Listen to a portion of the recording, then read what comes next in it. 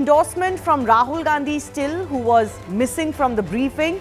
Will the delayed announcement help, or has the alliance already lost crucial momentum? While making the announcement, Congress and RJD hope to turn the tables on the NDA by asking the incumbent combined to name their chief ministerial face. They claim BJP leaders have only endorsed Nitish Kumar as someone under whose leadership these elections are being fought, but not as someone who will be the next CM. For the NDA, Nitish Kumar does appear to be both an asset and a challenge. The pros, the Sushashan Babu badge that promises clean governance under his administration and also efficient running of the government as the NDA has shown. The cons, his age and the projection of senility by the opposition. So can Tejashwi steal a march over Nitish in this aspect? As both camps intensify their attacks, Bihar's voters are caught between two competing visions, a younger but graft-tainted Tejashwi or an older but clean Nitish. Or on the one side is an alliance that has been tottering and has been embroiled in fighting, the other that has been steady despite challenges within. So who has the edge? We'll take that up with our guests in just a bit. But first, let's dissect the opposition's choices and why they are significant, for reasons most of which are obvious. So as far as Tejashwi Yadav's choice is concerned, or nomination is concerned, he of course is the son of Lalu Yadav and Rabri Devi. He has inherited the powerful political legacy of his parents and a loyal RJD support base. So this choice kind of makes itself. The Congress literally had no other option but to accept Tejashwi if they were to fight with a united face. Mukesh Sahani, on the other hand, represents the interests of the Nishad community, which make up nearly 10% of the population in Bihar. Over the years, Tejashwi has established himself as the primary challenger to the NDA, as the leader of opposition. There's no other big face in the opposition barring his. Meanwhile, Sahani has successfully cultivated this image as the son of Malla, a champion for the rights and welfare of his community. Tejashwi has managed to successfully revitalize RJD at one point of time during the 2020 elections. Despite the setbacks along the way, he was the one who was really taking up the torch and fighting against the NDA. Mukesh Sahani, on the other hand, can emerge as a kingmaker and therefore has been rewarded before the polls or the results itself as the deputy chief ministerial choice. But critics could argue Tejashwi's announcement has come a tad too late, with the narrative of not accepting him gaining ground and him being robbed of any momentum. Add to that the fact that his baggage is not going anywhere, especially for the Congress party to explain elsewhere in the country. So while Tejashwi may bring to the table a youthful vigor that's appealing to the younger voters, he can't do away with the shadow of the jungle yard of his father's legacy that keeps coming to the front. He is seen as an effective communicator, someone who uses social media, public rallies well. But it is difficult to look over the fact that there is corruption taint and piling cases, many of which embroil him personally. It's not just about his family alone or what has happened in the past. Tejashwi also seems to be cultivating a progressive image now. His promises of jobs and development in his rallies, that has formed the backbone of his campaign. He is reimagining the RJD politics. But it remains to be seen if he can truly expand his party beyond the Yadav Muslim base that it is currently based on. Meanwhile, the opposition camp continues to pose questions over the NDA's chief ministerial choice. The NDA says it is clear, it is Nitish and no one else. But the Congress and the RJD today were successful in raising doubts about what happens to Nitish Kumar's future, even if the NDA wins these elections. Listen in. अब हम पूछना चाहते हैं अमित शाह जी से, इनकी party के अध्यक्ष जी से, क्या पता ही हमारा नेता तो हो गया तेजस्वी यादव, आपका नेता कौन है बता दीजिए। इससे काम नहीं चलेगा कि नीतीश कुमार के नेतृत्व में चुनाव लड़ा जाएगा। अगला मुख्यमंत्री का उम्मीदवार आपका कौन है ये उनको बताना पड़ेगा, ये हमारी मांग है। कोई वैकेंसी है क्या? कहिए, कोई वैकेंसी है क्या? वो हमारे नेता हैं, मुख्यमंत्री हैं, उनकी अगुवाई में चुनाव लड़ रहे हैं। चलिए। So has there not been a clear answer by the BJP on the Nitish Kumar question? But who really has the edge between Nitish Kumar and Tejashwi Yadav now that they are the big faces of these two alliances? Who has the edge? That debate is coming up.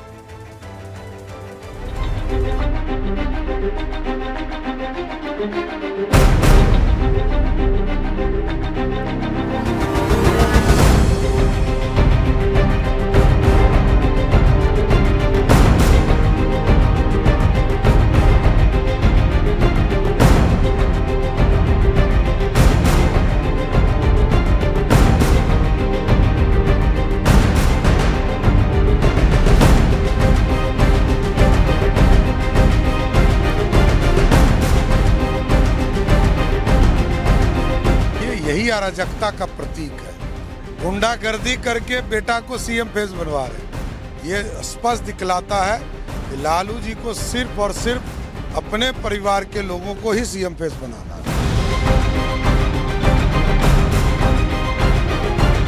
और ना ही officially रूप से मुख्यमंत्री का चेहरा घोषित किया गया। भाजपा के लोग नीतीश जी को दोबारा मुख्यमंत्री नहीं बनाएंगे।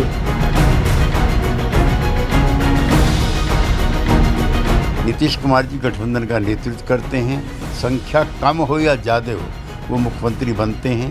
और यूं भी अब युद्ध का मैदान है, युद्ध के मैदान में कप्तान थोड़ी बदल जाता है।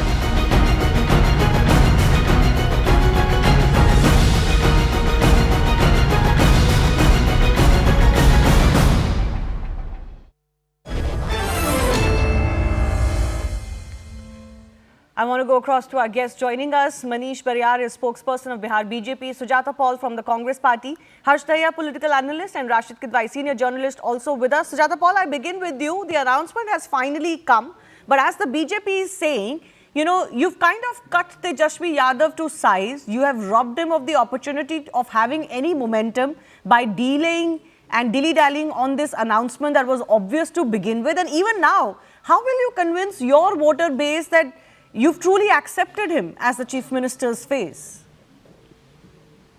That's a very strange question, Shivani, because we are going into this electoral battle, so to speak, as an alliance. So the Mahagathbandhan has made its announcement of our chief ministerial candidate and our chief ministerial phase, chief minister, deputy chief minister also. There could be more. But the fact is, where is the BJP? Why is the BJP not announcing whether Mr. Nitish Kumar is going to be their chief minister's phase or somebody else? Because there is utter confusion in this particular alliance and they really don't know what to give to the people because there is huge anti-incumbency as far as our cadres are concerned. We are all together and we have seen how we've come together in this entire electoral battle. You've seen our yatras and we have seen the camaraderie between the various groups in the alliance. You have seen the democratic alliance in place with arguments, with discussions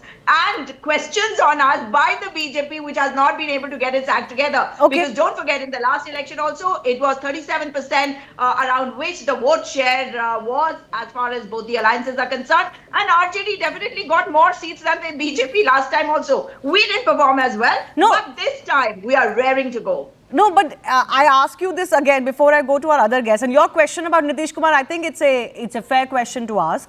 But the reason why I asked you the question was, once, if this choice of Tejashwi was kind of a given, why has it taken so long for the Mahagathbandhan to finally announce it?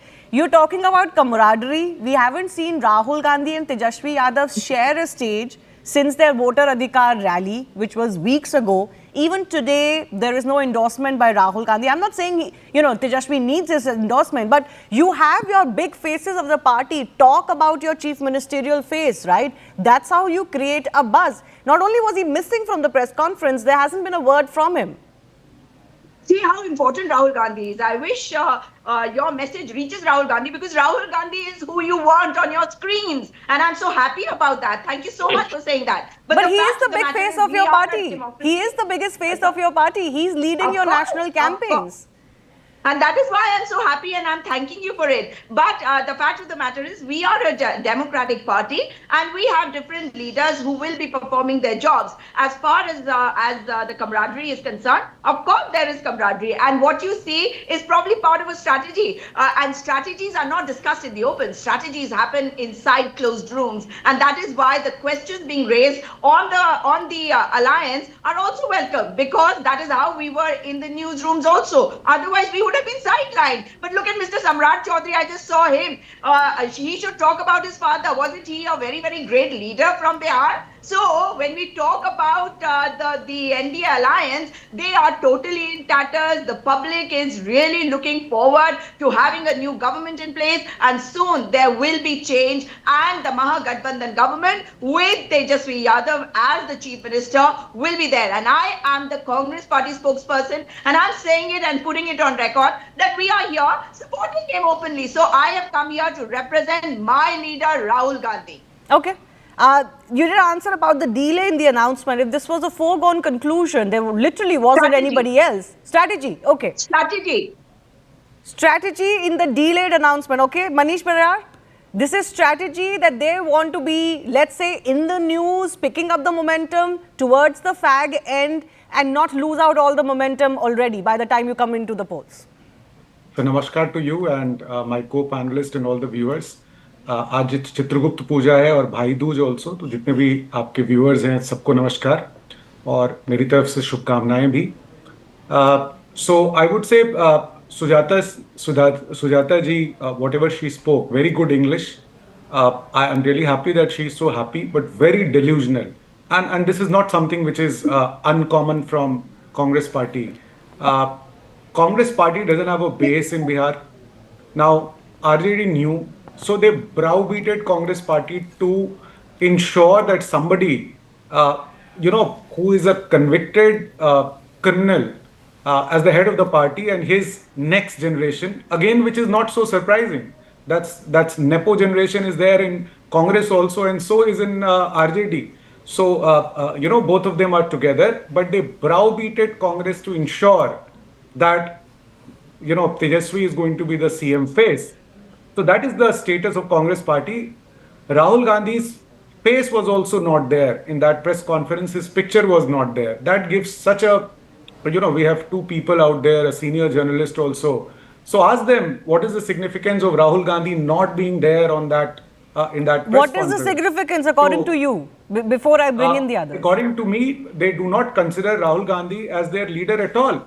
Right? So for them, it didn't make any difference whether Congress says yes, Congress say no. You had a deputy chief minister, so-called deputy chief minister candidate who was announced. He was sitting in Hotel Moria for last 15 days and he was not talking to anyone. He was locked and he's contesting 15 seats, deputy chief minister. Why not from Congress if Congress has so much of strength? Right? So why nobody from Congress? 70, 60, 61 seats.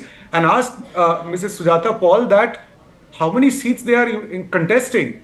256 seats, 255 seats, 254, but there are only 243 assembly seats. So they need to talk about themselves. It's a what I call a toot bandhan.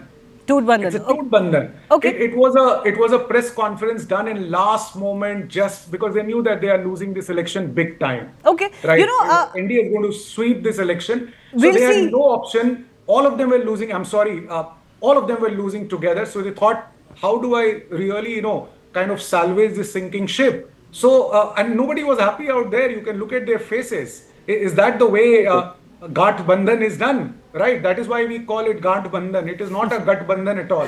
No, so you're talking about everything from body language to unsmiling faces to the seat sharing not really being out. That is also a factor as far as these elections are concerned. They're contesting each other in some seats. Mr. Fair Sahani's enough. Place. No, fair enough. But I want to bring in Rashid Kidwai on this. Is this a fair criticism of the fact that, one, this announcement has been delayed? I don't know why it took so long because there was literally no other option. Once you're fighting in an alliance, Tejashwi had to be your face. So what was the delay all about, Rashid Kidwai? And is this still a begrudging acceptance of the fact that, okay, we couldn't name anybody else and we had to name him because otherwise the alliance will fall apart? First of all, I must compliment my friend Manish for being a psychologist, a behavioralist, very closely, minutely observing, the body language or of the people who are announced this alliance. See, in alliance politics, there is a lot of internal politics in the sense vis-a-vis Congress Party, RJD, CPI-ML, and that VIP party of Mukesh Sahani. And there were a lot of pull and push and pressures and war of attrition and all of there. And today they have got into the kind of final act of going ahead. There was a view that if you name Tejashwi Yadav, who was informally a chief ministerial face, there is always a problem of because of the past that a Yadav and that non-Yadav OBCs, EBCs not coming on board in big number. All political parties, Shivani, as we understand, have a strategy. And when the yesterday night, they had a strategy session and they realized there is no other option but to go ahead with Tejashwi Yadav. So there is nothing unusual in it. It's just that they have formalized Rahul Gandhi's absence of presence makes no difference. But it's also a fact that RJD and Congress and the other Mahagathbandhan allies were involved in a war of attrition in terms of ticket distribution and the kind of portfolio. I think this Mukesh Sahani's this thing as a deputy chief minister is a big signal to not only to just that Malla community that you were talking about, but the entire 36% EBCs. And if that happens, then the BJP will and the ruling alliance will be on the defensive. But so where is the Congress in all of this, Rashid Kidwai? It seems like the Congress is not just taken a backseat; it's almost non-existent. You didn't even pick a Congress pick as the deputy chief ministerial face. Congress has so far been telling us we don't announce our CM face. They've gone ahead and announced a deputy CM face, but it's not from the Congress party. And several people will allege. Rashid Bhai, several people will allege that maybe the Congress is sensing. I think this is a good power move, Mukesh Sahani, right? You want to keep him in your good books. You've given him a task to fulfill, and you've told him you get deputy chief ministership if you get us those seats, and if ours is a winning alliance, fine. I have literally no problem with it. It's good power politics. But people would suggest that the absence of Rahul Gandhi, the fact that the Congress is no seat sharing has been announced, the fact that the Congress doesn't have a seat at the table, so as to say, as far as the picks are concerned, it's all to suggest that, okay, if things go sideways, then the blame shouldn't come on Rahul Gandhi. Rahul Gandhi is the face for everything. But towards the end of state polls, if they realize that, oh, these results will not go in our favor, then he exits and the blame falls on everybody else. Yeah, Shivani, I think you've raised a very pertinent issue. There is no two, there are two views. Congress is a minor player. So Rahul Gandhi, his stake is just 61 candidates. If they win, 30 of them win, then of course the Congress performance is very good. Any short of it, it will be, a very poor performance. Ultimately, what matters is whether you are part of, of the ruling coalition or not. And that is where we'll get to know on November 14th. One small thing, Shivani, I want to make. In the Indian Constitution, there is no provision of a deputy chief minister. A deputy chief minister is a decorated cabinet minister, a cabinet minister. The Congress, which has been, a party in power for several decades, including in Bihar State Assembly, they know it. As long as they're getting some, wet portfolios, 3-4 of them, they will be happy. Office of Chief Minister, as I said, is largely ornamental, and sometimes it is the occupant becomes at the receiving end, as we see in the DK Shivkumar case. Okay. Manish Barar wanted to come in, and then I'll go to Harsh Daya as well. Yes, Manish. Yeah, I felt that, in this entire exercise, the Congress party has been the loser. From 70 seats, they have come to 61. RJD didn't come down, isn't it? So I don't know why Congress party would be very happy about this. I was so surprised to see so much of happiness when your party is contesting less number of seats, right? And as far as what Kidwai ji was talking about, Deputy Chief Minister is still, it may not be constitutional, even Deputy Prime Minister, I suppose, but then it is still a signal, a very big signal. Sure. No, I agree with you. Power dynamics. It's the second phase of the government. And no, absolutely. People will know the Deputy Chief Minister, not really all other cabinet ministers. Yes, Sujata Paul, you wanted to come in? As far as Deputy Chief Minister post is concerned, you heard Mr. Ashok Gehlot.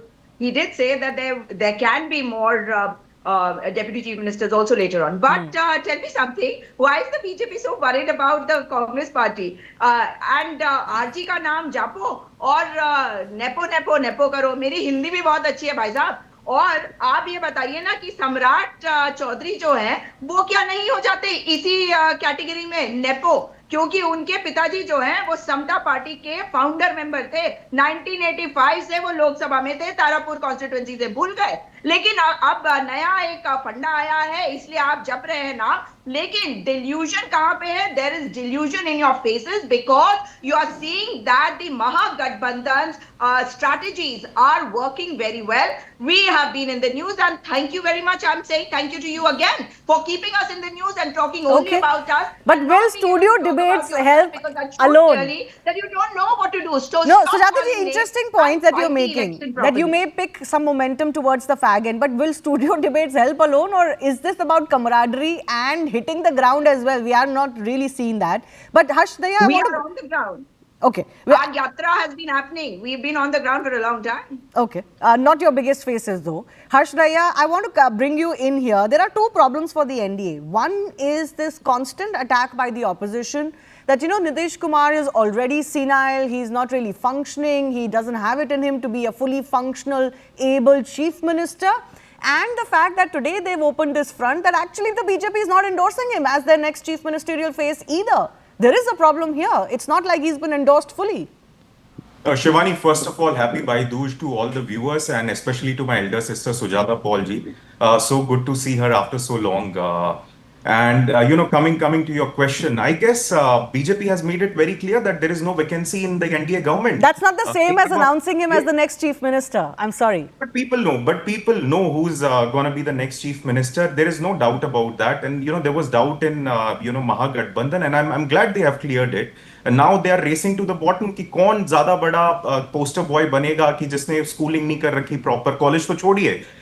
Both the chief minister and the deputy chief minister face have not completed their schooling as well. They're not even 10th pass. So ये तो race to the bottom है कि who will be a bigger poster boy for you know, uneducated politicians you know, leading the state of Bihar. And I'm sure you know, the choice for Bihar is very clear. It is between Sushashan of Nitish Kumar versus Jungle Raj of Lalu Yadav. And my question to my elder sister, which everyone is asking, not just me, Tej Pratap Yadav tak पूछ रहे हैं.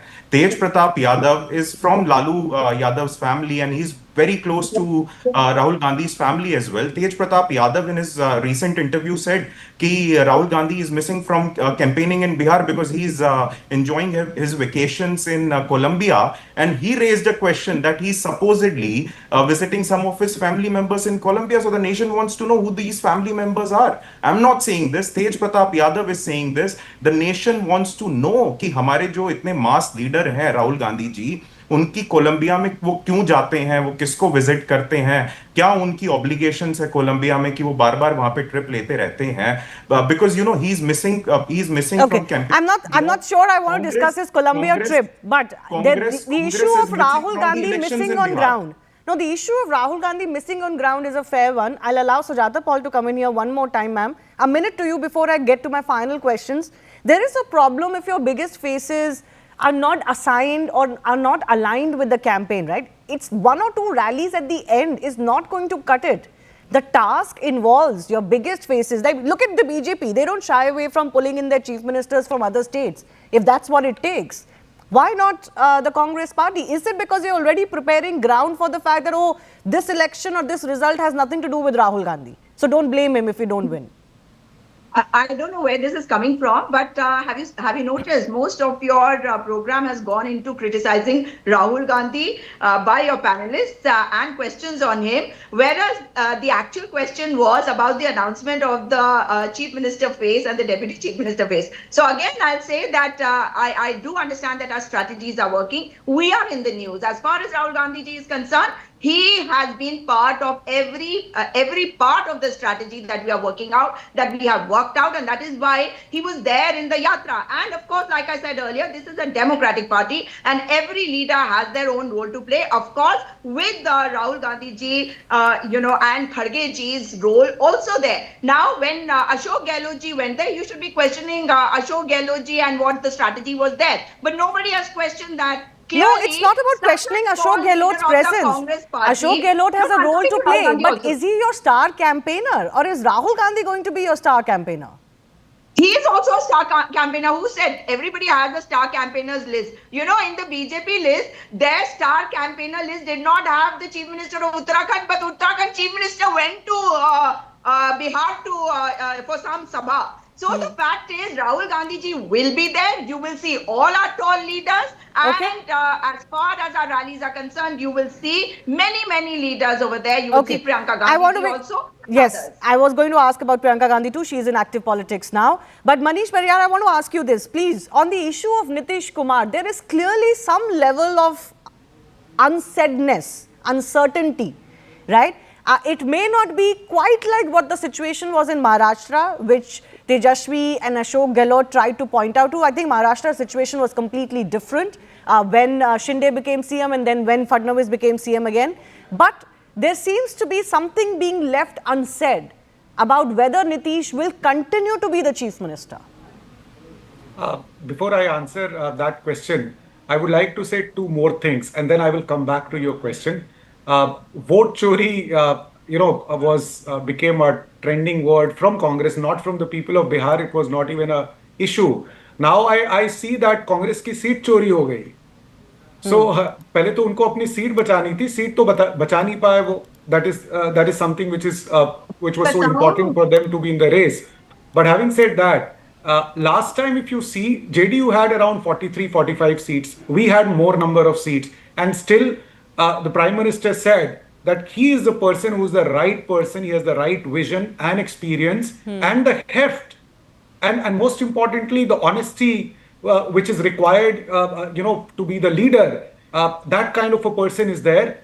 More than happy for us to really him leading the entire NDA, and therefore when we had more seats, we said he would be the chief minister. Where is the question mark? So absolutely there is no vacancy out there.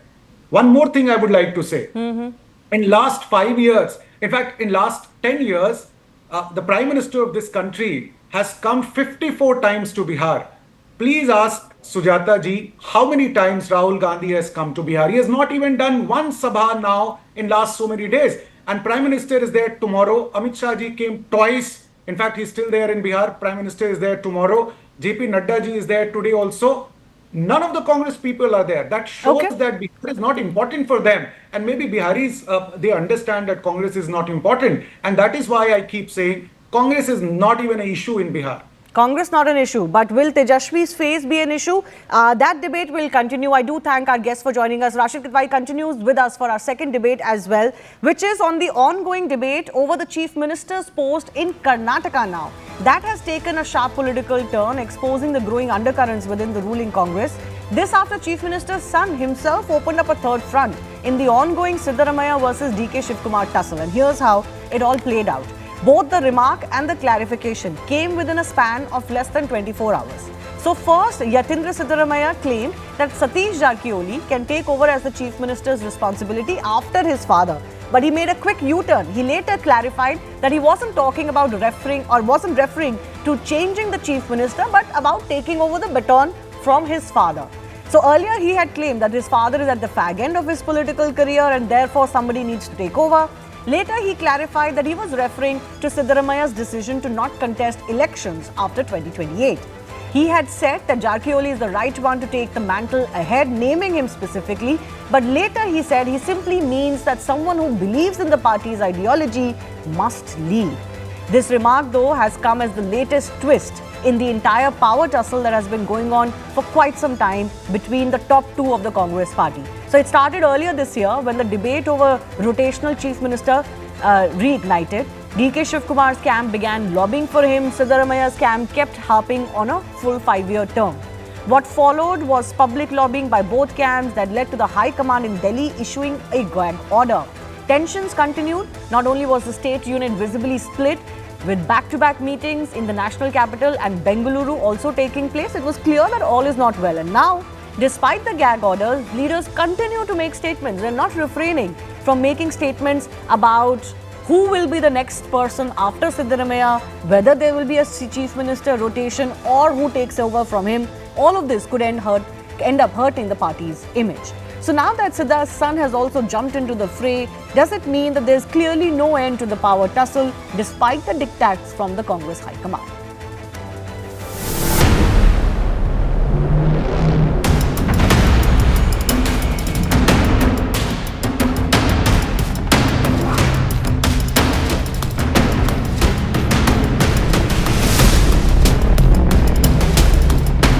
ಮಾರ್ಗದರ್ಶನ ಮಾಡೋದಕ್ಕೆ ಅವ್ರಿಗೆ ನೇತೃತ್ವ ವಹಿಸ್ಕೊಡೋಕೆ ನಾಯಕರು ಬೇಕು. ಜಾರಕಿಹೊಳಿ ಅವರು ಅಂತ ಒಂದು ಜವಾಬ್ದಾರಿ ವಹಿಸ್ಕೋತಾರೆ. ಕಾಂಗ್ರೆಸ್ ಪಕ್ಷ ಸಿದ್ಧಾಂತದಲ್ಲಿ ನಂಬಿಕೆ ಇಟ್ಕೊಂಡಿರುವಂತ ಎಲ್ಲ ರಾಜಕಾರಣಿಗಳಿಗೆ, ಯುವ ನಾಯಕರಿಗೆ. I didn't talk about the replacement of chief minister. I just said someone who believes the same ideology. Such a person should lead Congress party. ನನಗೇನು ಅವಶ್ಯಕತೆ, ಯಾರು ನನ್ನ ಬಗ್ಗೆ ಚರ್ಚೆ ಮಾಡೋಂಥ ಅವಶ್ಯಕತೆ ಇಲ್ಲ. ನಾನು ಸಿದ್ದರಾಮಯ್ಯನವ್ರು ಏನು ಹೇಳಿದ್ದೀವಿ, ಪಾರ್ಟಿ ಏನು ಹೇಳ್ತದೆ ನಾವು ಒಟ್ಟಿಗೆ ಸೇರಿ ಕೆಲಸ ಮಾಡ್ಕೊಂಡು ಹೋಗ್ತೀವಿ ಅಂತ ಆ ಕೆಲಸಕ್ಕೆ ನಾನು Why he is talking all this means high command is a weak command now, and you see Dalits are supported him. He is ditched the Dalits.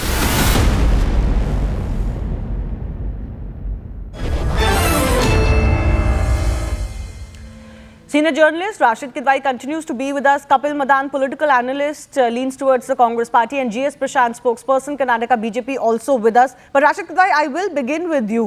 What does it say about the state of affairs in Karnataka when you keep having these open speculations?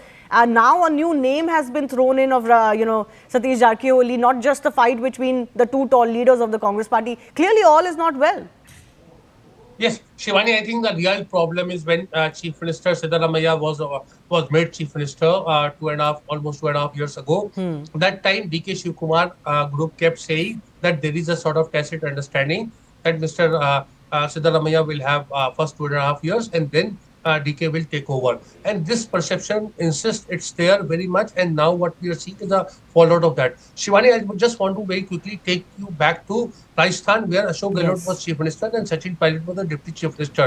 That kind of struggle between Sachin Pilot and Ashok Gehlot continued in a very open and bizarre sense, and that resulted in defeat of Congress in December 2023 election. Same ditto happened in Chhattisgarh, where Bhupesh Baghel was Chief Minister and the Deputy Chief Minister kept insisting that he is a claimant, and there was no clarity, and finally the Congress went down from that. So I think the Congress has not learned any lessons.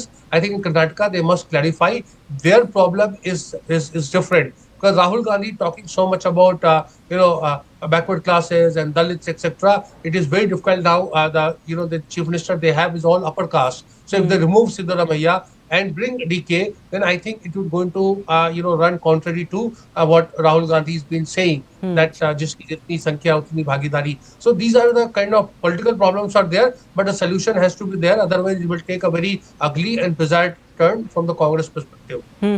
Kapil Madan is also with us. It seems unfair at one end that the Congress party leadership keeps promising its leaders there will be a 2.5 rotational chief minister formula, but never fulfills it. I mean, apart from the other reasons why young leaders or other powerful leaders may be leaving the Congress party, this is literally pushing people away. So Shivani, let me give you a clarification. Insofar as what I recall from pre-Karnataka election, there was no such announcement that there would be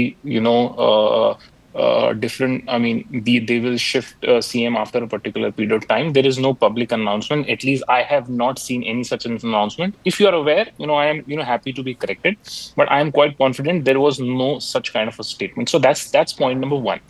Now, point number two is, this person has already clarified that he never meant that his remark was about changing the CM, but Nevertheless, let's take your case as correct that he indeed made that statement and he wanted to mean about changing the CM. So my understanding is in politics no one is forever. We saw Atal ji's era in BJP. We saw Advani ji's era in BJP, and it was none other than the Honorable Prime Minister who made a remark that after 75 years one should quit politics, and if you apply the same yardstick to them, he has not followed what he has said earlier. In fact, Mohan Bhagwat ji also, in one of the public remark, it was I think 4-5 months ago, he also made a statement that after 75 one should retire and other people should get a chance. Now in political, if you are signaling a very clear transition by making these public announcements, I think it brings clarity But it's for coming the from, one second, the problem is it's not coming from the high command. It's not coming from the top leaders of the party. It's coming from the chief allow me to minister's respond. son. And No, one allow of me to one of respond. the MLAs of DKS's camp even came out to say, who are you to make these statements? You're not even an MLA, you're an MLC. Now, Shivani, every individual, for example, if a small karyakarta of any particular party has an opinion, he is entitled to have his opinion I'm said sorry, Kapil, before. large organizations don't work like this. You cannot have everybody talking about the next leader of the Congress party in the state. Large organizations cannot function like that. Let me remind you, there is a gag order by the very party on talking about leadership issues. But let me begin, GS Prashant as well. How are you looking at this situation where DKS and Siddaramaiah already have been, not very, in not a very ugly fashion, but their camps have been pitching each other, each of them as the chief minister and one who will continue or the other who should take over. Now, another name has been thrown up by Siddaramaiah's own son. How are you looking at it? Shivani, this power tussle in Congress exists for the last 30 months and this is not new because whenever they speak about high command, even Congress President Mallikarjun Kharge has clarified that the high command means Rahul ji, Sonia ji and Priyanka ji because he has clarified that even he has to consult the high command for decisions to be taken in the party because he had to stand outside and peep through when Priyanka Vadra was filing a nomination. So therefore, it's not about the party deciding. It is the three people who decide at the dining table who has to be the Congress chief minister, and it's the internal party matter. Let them decide that way. But the people of Karnataka have given a mandate of 135 seats to Congress for not to fight about who's the CM every single day, but for governance and administration and to fill up the potholes which they're failing to do. Accepting governance and administration, they are up to everything else. They openly threaten the industrialists who built brand Bengaluru, saying that, look, how dare you question my administration? And those industrialists have to now go back, retract their statements, and have to meet up the DCM and CM to ensure that there is the good books, because that's the open threat that Congress leaders are giving to the industrialists. So therefore, accepting governance, there is policy paralysis, there is administrative paralysis, and there is complete anarchy and breakdown of law and order in the state of Karnataka. You look at the number of assault cases on women, which has gone up drastically in the last 30 months. And you look at the corruption itself in the Congress cabinet. One minister had to resign because of the Maharshi Valmiki scam. And Basuraj Rai Reddy, economic advisor to the CM, has spoken about a 400 crore sand mafia which is operating, and the Congress leaders are part of it. He's openly made this statement. He's the economic advisor to the CM. And the fact that no action has been taken against him ensures that what he has stated is fact. And therefore, Congress is tight-lipped about it. Okay. And crores of rupees of cash was found in KC Virendra's house. This is also a matter of optics. There is 100% corruption and 0% governance, and they are now talking about who's going to be the next CM. Exactly. So this is a matter of optics. Kapil, can you please come in on this before Rashid Kidwai? You see Bengaluru embroiled in infra mess issues.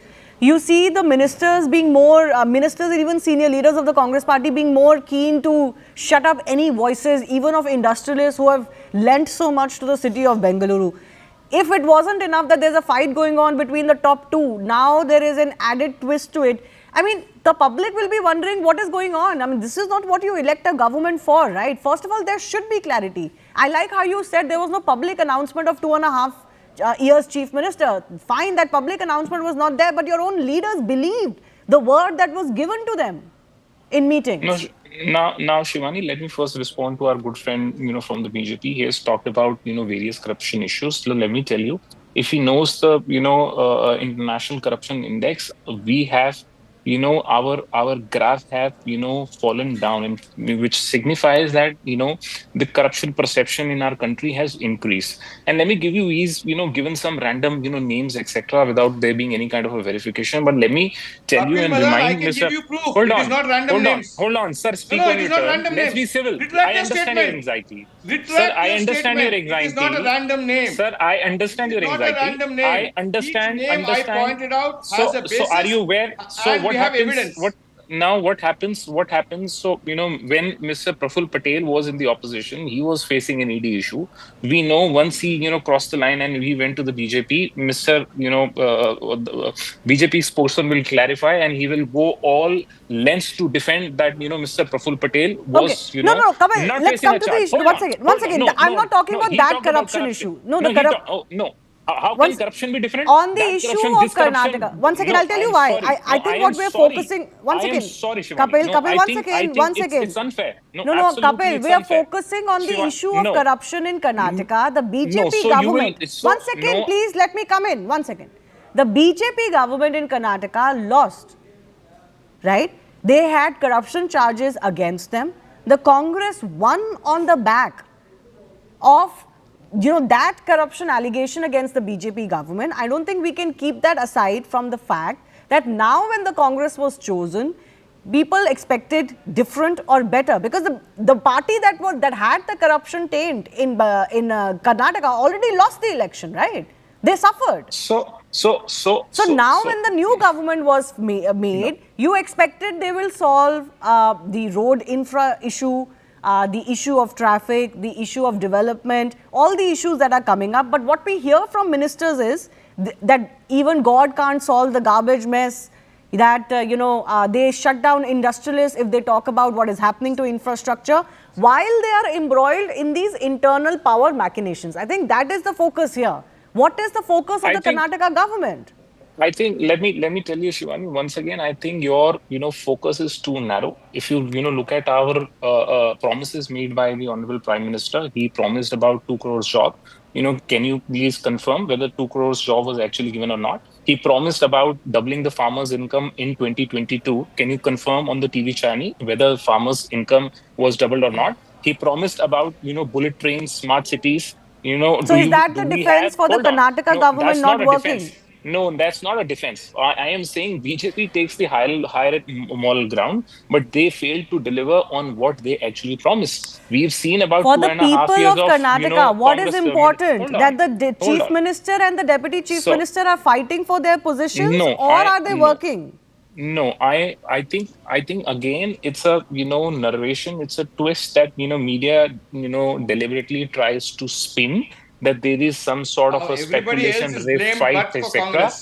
No, but Mr. Yatendra Prasad, please made hold the on. statement. It's So not the let's media hold that on, has Mr. cooked it Prasad. up out of their imagination. Mr. Prasad, I understand you don't have any counter to the promises made by the Honorable Prime Minister, who have not fulfilled the promise. So I do get that. So I do each get of that. your statements So can be countered with enough and more facts. So therefore, if you can tell what was Rahul Gandhi doing when Bihar elections were going on, where was he holidaying, without bothering about the issues in the Mahagathbandhan, we can have a fantastic debate. Let's not do this. Let's not do this. One second. Can I just go in? One second. Can I just go across to Rashid Kidwai? Rashid Kidwai raised his finger. Prashantji, I'm coming back to you. Rashid Kidwai, there is a genuine problem, right? Like you said, in the case of Rajasthan, in the case of Chhattisgarh, there are examples where Congress parties suffered. You yourself said they're failing to learn their lessons. But what it does is, in the mind of the public also, there will be a question. I mean, who can we look to do their jobs? What happened under a BJP government is history now. You can't say because the national government is quote-unquote failing, that's why don't have expectations from us. You came on the back of the promise of corruption of the BJP government. Shivani, I don't think Mr. D.K. Shivkumar wants to go down in history as another Sachin Pilot or T.S. Singh Dev. So he is here to do it. And what Chief Minister's son is doing is a very clever and interesting thing. What he's saying that if my father goes, someone else will come in. Shivani, there are 4 or 5 candidates are there other than D.K. Shivkumar. There is of course G. Parmeshwaran is also there. MD Patil is there, and some other aspirants are there. What the Chief Minister camp is doing, and they have very limited access to, so to say, the Congress's Delhi Darbar, and that is where DK is very well entrenched there. And therefore, they are saying that, okay, if Siddaramaiah goes, someone else will come in. And DK Shivkumar will not be there. So what we are seeing here is a kind of, political game that is going on. I think the Chief Minister at this point of time is looking vulnerable. Whatever his son has said, is he has given it away, his father's anxiety, and where we are seeing that DK Shivkumar is sort of consolidating his position. I think after Bihar election there will be change of guard in Karnataka. Okay, that's a big statement, Rashid Kidwai, you're making. Mr. Prashant, final 40 seconds to you. Rashik Tawai also made the very important point of how if Congress was to do anything to Siddaramaiah, it kind of backfires on them because he's their big backward face. Then with what face will Rahul Gandhi go to the country and talk about OBC rights? First of all, Rahul Gandhi trying to be a champion of OBC rights itself is a oxymoron, because what Rahul Gandhi has done in the past, and he is the one who made the statement that he wants to end reservation. So therefore, let's not talk about what Rahul Gandhi has promised, because everybody knows that the book that he was carrying did not contain any pages. It was an empty book. And therefore, Congress's knowledge or Rahul Gandhi's knowledge about constitution and what he wants to do is in the public domain. Coming back to what's happening in the state of Karnataka now, the people of Karnataka are facing the brunt of the leaders' fight.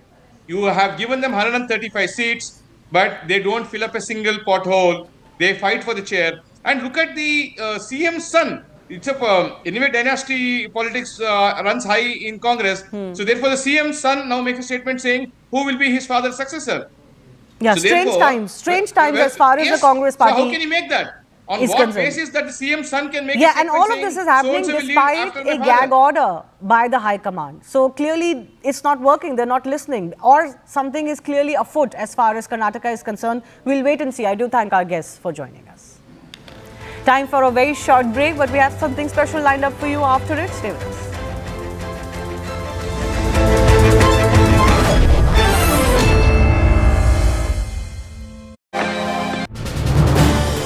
This is News 18 Network.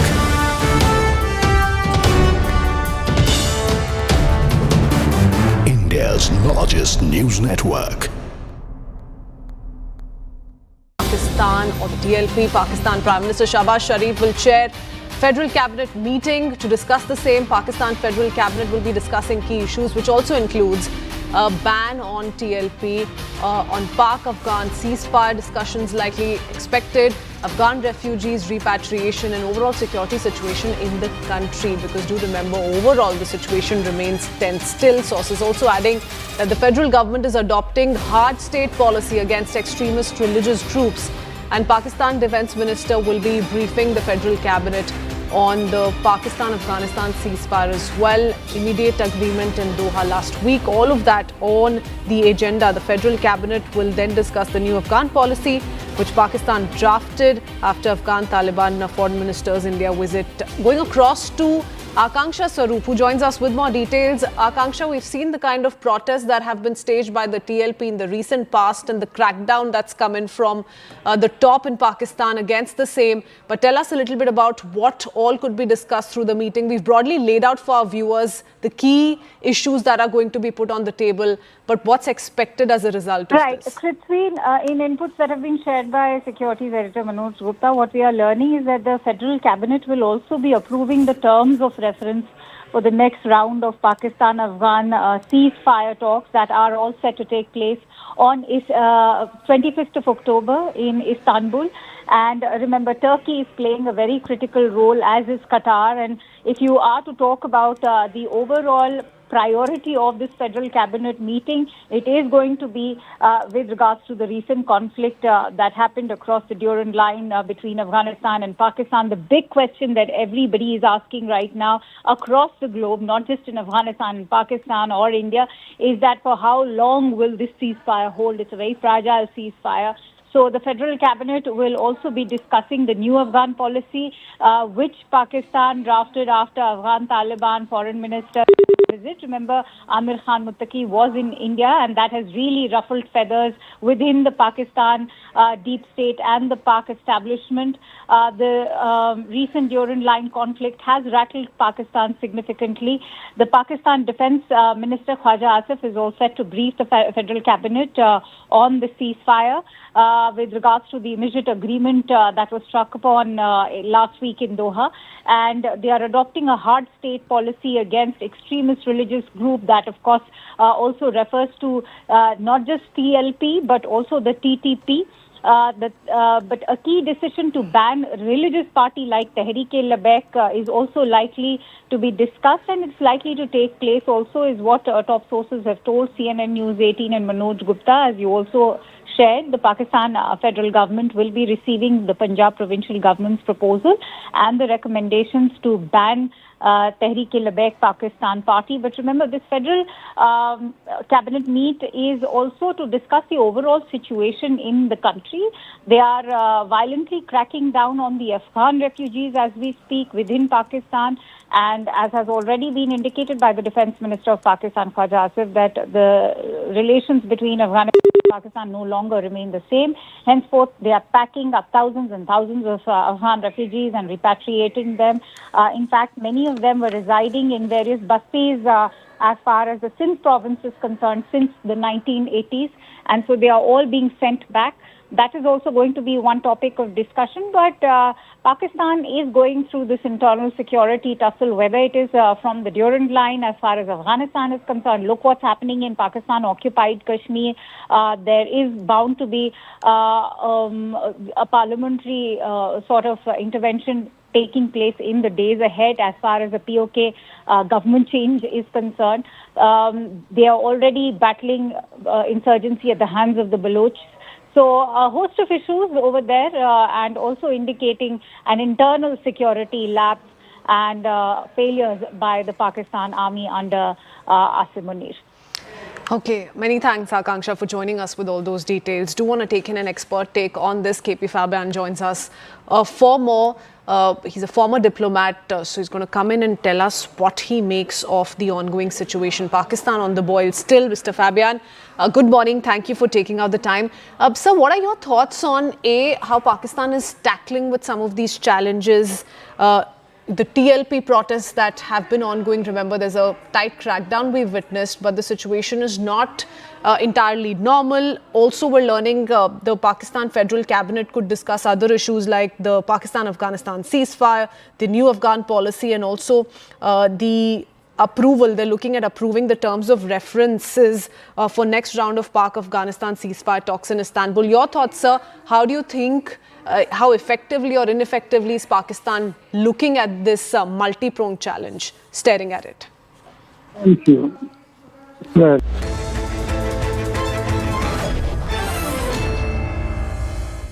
This Diwali, Ram Charan and Upasana Kamineni announced they are expecting their second bundle of happiness. Take a look at their ceremony to welcome a new member to the family. Thanks a lot for watching.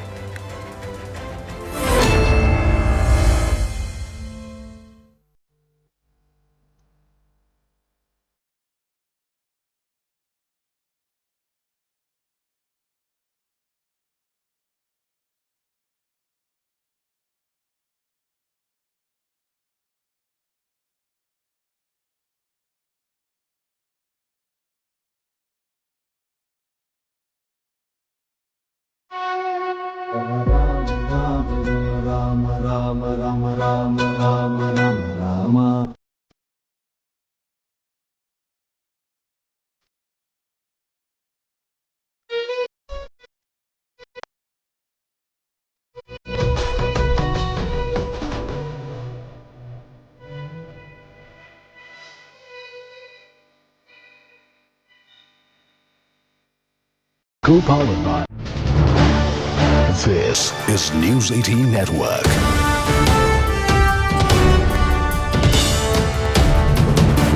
India's largest news network.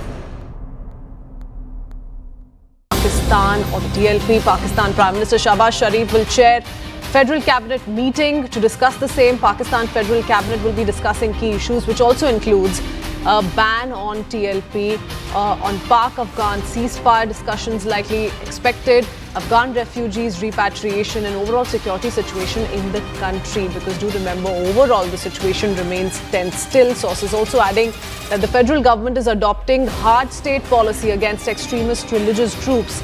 And Pakistan Defence Minister will be briefing the Federal Cabinet on the Pakistan-Afghanistan ceasefire as well. Immediate agreement in Doha last week. All of that on the agenda. The Federal Cabinet will then discuss the new Afghan policy, which Pakistan drafted after Afghan Taliban Foreign Minister's India visit, going across to Akanksha Swaroop, who joins us with more details. Akanksha, we've seen the kind of protests that have been staged by the TLP in the recent past and the crackdown that's come in from the top in Pakistan against the same. But tell us a little bit about what all could be discussed through the meeting. We've broadly laid out for our viewers the key issues that are going to be put on the table, but what's expected as a result of this? Right. Krithween, in inputs that have been shared by Securities Editor Manoj Gupta, what we are learning is that the Federal Cabinet will also be approving the terms of reference for the next round of Pakistan-Afghan ceasefire talks that are all set to take place on 25th of October in Istanbul.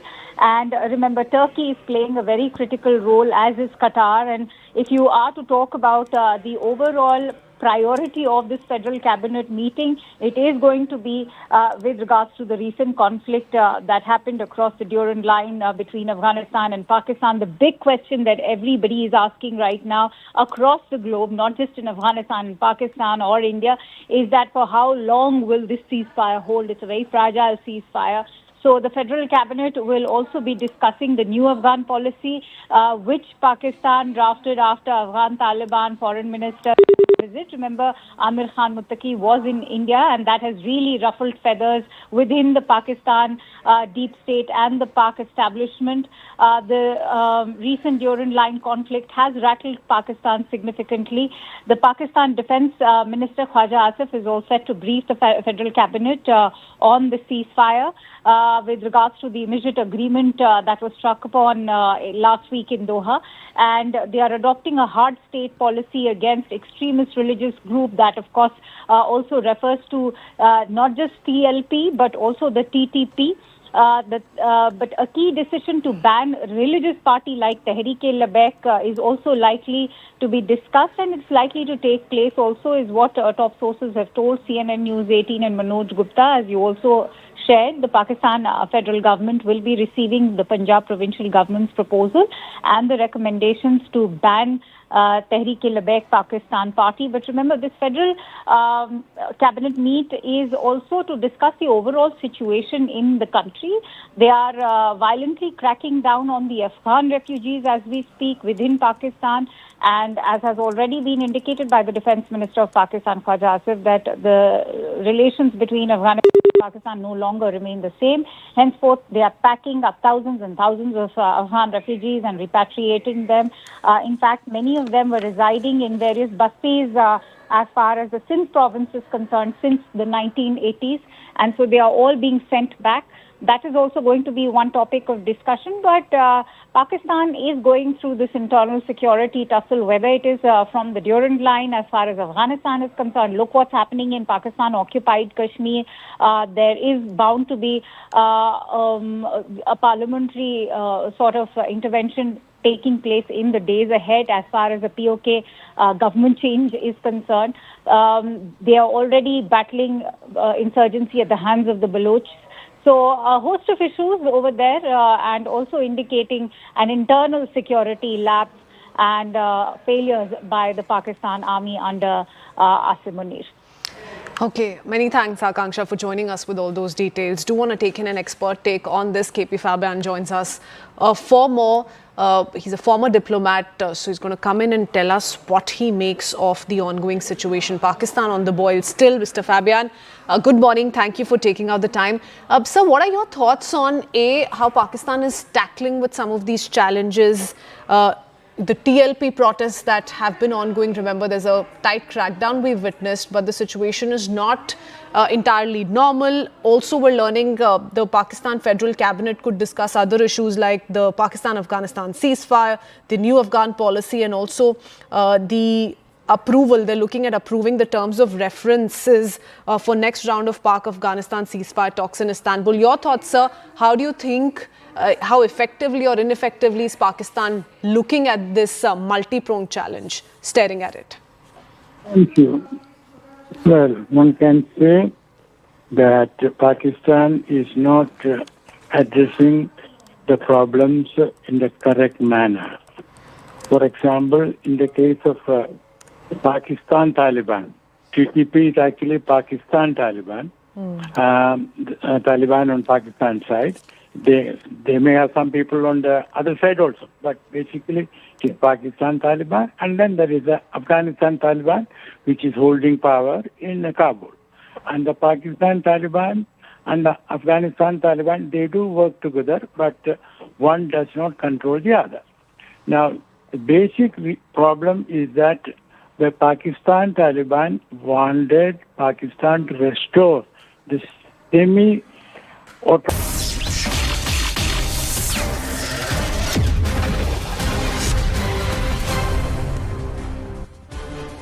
Namaste, Jai Hind, and welcome to this edition of The Right Stand. I'm Anand Narasimhan. The Kerala government is facing a major scandal over the alleged gold theft at the Sabarimala temple, which has put the Pinarayi Vijayan government on the back foot.